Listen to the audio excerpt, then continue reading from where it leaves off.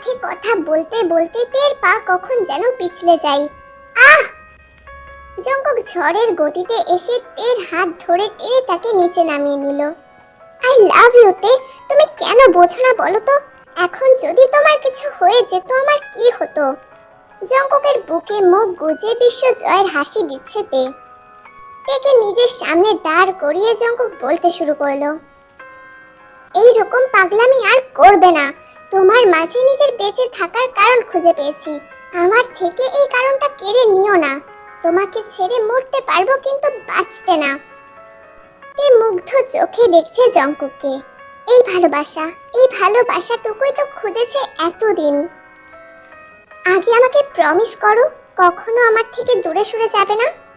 তের কথায় জঙ্কুক হালকা হাসলো, অদ্ভুতভাবে বলল, তুমি আমার, শুধুমাত্র আমার। তুমি চাইলেও আমি এখন তোমাকে দূরে যেতে দেব না। হঠাৎ করে জঙ্কুকের খেয়াল হলো, তুমি ড্রাঙ্ক ছিলে তাই না? জুস খেলে কেউ কিভাবে ড্রাঙ্ক হতে পারে? তার মানে তুমি... জঙ্কুক আর কিছু বলার আগেই তে ছুটতে শুরু করলো। তের হাত ধরে হ্যাচকা টান দিয়ে নিজের দিকে আনলো জঙ্কুক। আচমকা এমন হওয়ায় সোজা জঙ্কুকের বুকে গিয়ে পড়ল তে। তোমার পছন্দের গান কি যেন শোনা? লেট মি লাভ ইউ, তাই না? হ্যাঁ, তো তো লেট মি লাভ ইউ। জঙ্কুকের কথা বুঝতে পেরে তে সঙ্গে সঙ্গে সরে আসতে চাইলো। আমাকে বোকা বানানোর শাস্তি না দিয়ে কোথাও যেতে দিচ্ছি না তোমাকে। তেকে আর কিছু বলতে না দিয়ে নিজের ঠোঁটের সাথে তের ঠোঁট মিশিয়ে দিল। জঙ্কুকের মাঝে এখন শুধুমাত্র নেশা কাজ করছে, তে নামক নেশা। কিছুক্ষণ পর জঙ্কুক তেকে ছেড়ে দিল। দুই গালে হাত রেখে কপালে গভীরভাবে ঠোঁট ছুঁয়ে দেয়। জঙ্কুক, সোনা, তুমি আমাকে নিজের থেকে কেন দূরে সরিয়ে রাখতে চেয়েছিলে? তুমি জানো পৃথিবীতে এমন অনেক কিছু আছে যেগুলো আমাদের না জানাই ভালো, সেটা আমাদের জানার দরকার হয় না। তুমি আমাকে বিশ্বাস করো তাই না? সঠিক সময় আসলে আমি সমস্ত কিছু তোমায় বলবো। আমি অপেক্ষা করব সেই সময়ের। That's like my girl and that's like my জঙ্গল বুক। কি সব নাম জঙ্গল বুক, আমাকে এইসব নামে একদম ডাকবে না। আমার একটা সুন্দর নাম আছে, জঙ্কুক। তে জঙ্কুকের বুকে মাথা রেখে তাকে শক্ত করে ধরে বলল, না, তুমি শুধুমাত্র আমার, আমার জঙ্গল বুক। আমার যা ইচ্ছা, যেই নামে ইচ্ছা আমি তোমাকে সেইভাবেই ডাকবো। জঙ্কুক হাসলো, কিন্তু মনের মধ্যে এখনো তার ভয় কাজ করছে। ওদের এই ভালোবাসার ভবিষ্যৎ অনিশ্চিত। এই অসম্ভব ভালোবাসার পরিণাম কি হবে ভাবতেই জঙ্কুকের ভয় বেড়ে যাচ্ছে। জঙ্কুক, কোথায় হারিয়ে গেলে? না না, কোথাও না। তেকুক নিচে নেমে আসলো। কিছুক্ষণ পর তারা পার্টি থেকে চলে গেল। জঙ্কুক তেকে তার বাসায় ড্রপ করে দিল। তে হসপিটালে প্রবেশ করছে।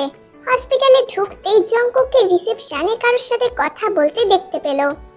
তেকে দেখতে পেয়ে জঙ্কুকের মুখে হাসি ফুটে উঠেছে।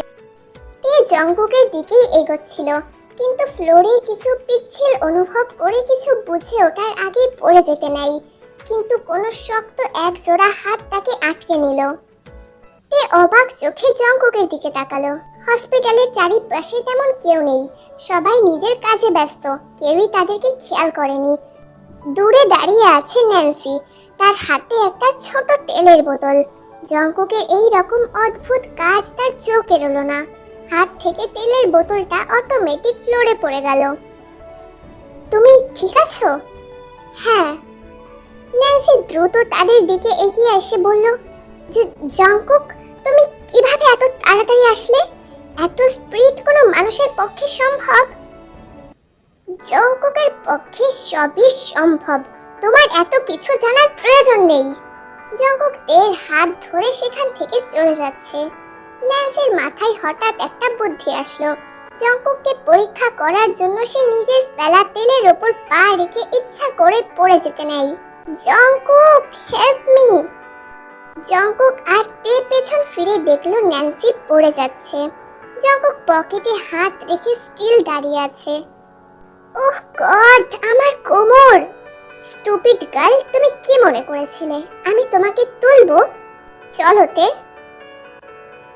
কেউ তোলো আমায়। জংকুক, তোমাকে তো আমি পরে দেখে নেব। একটা স্টাফ বয় দৌড়ে এসে ন্যান্সিকে ফ্লোর থেকে তোলে। সে তো মনে করেছিল জংকুক তাকে বাঁচাবে, কিন্তু হলো তার উল্টোটা। জংকুক দাঁড়িয়ে দাঁড়িয়ে তার তামাশা দেখলো।